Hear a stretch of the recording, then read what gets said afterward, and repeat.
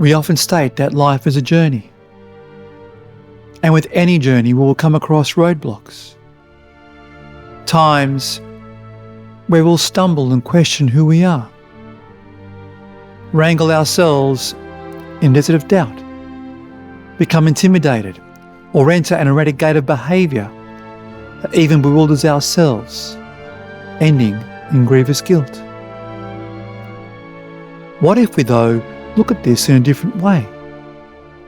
What if we looked at our hardships in a completely different light, where instead of dreading them, we kindled them as our companion, as if it were a pet? Here is a quite different man. Everything that he intends and plans fails in the long run. That on which he has now and again said his heart has already brought him several times to the abyss. Do you think he isn't happy over it? Am I made to be headstrong and to wear the bull's horns? That which constitutes the worth and the sum of life for me lies somewhere else. I know more of life because I have been so often at the point of losing it. These are the words of German philosopher Friedrich Nietzsche. He constantly challenges us to think beyond our suffering, to elevate our thought beyond the herd of everyday mentality, even beyond our own limits. These are some of my other Nietzsche videos as part of a growing and vast collection of how his wisdom can transform our lives. Click the links in the description. Whatever our motives are, whether they be within us or what occurs in our world, it seems at times we lack trust of ourselves. It is like we inhibit our own freedom, as our own distrustful eyes become the eternal watcher of our stronghold, as if we are constantly holding ourselves to account. We try to become so prim and proper in our ways. As Nietzsche says, we become cut off from the finest accidents of the soul. As it is only when we err, when we lose ourselves in life, that we truly learn of what we have, realise our own powers that we thought did not exist. As through our hardship we understand there is something inside of us, beyond our deep skin there is something that wants to live and affirm itself. Something we do not know. Something we do not see.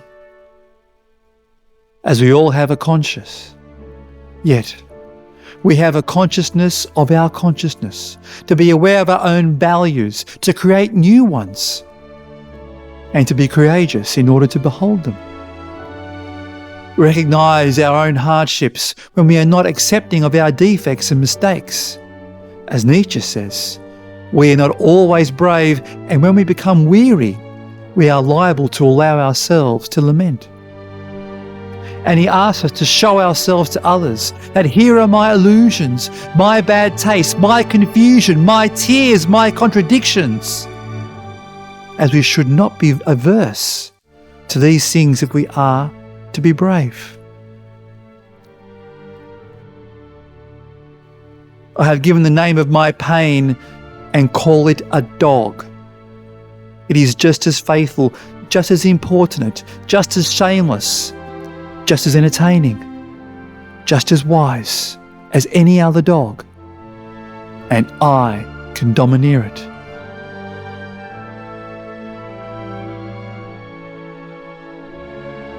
We often think what is good for us will give us happiness, and what is bad for us will give us pain.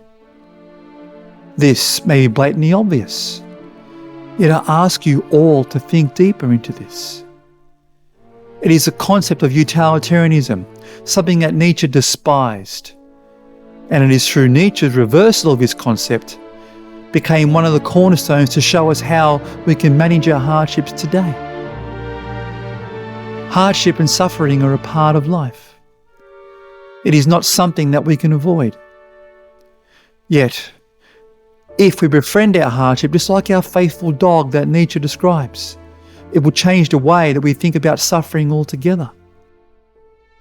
It is how we can reframe our criticism as opportunities for learning, our failures as a forcing to find the courage to restore your pride, the relationships we have lost as necessary developments of life. This forms the foundations of modern-day therapy, where we can accept our hardships as necessary companions, equally fulfilling our lives in its presence without it breaking us emotionally. Or, as Nietzsche would prefer, we overcome our hardships through our own means, by our will to power. This continues Nietzsche's theme of saying yes to life, its eternal reoccurrence, embracing the good and embracing the bad, experiencing and re-experiencing our hardness and hardships with a passion, goodwill and courage. As we marvel at the glare of a gecko, the plumage of a peacock, as nature has adorned its body with an embodiment of beauty through the helm of its hardship.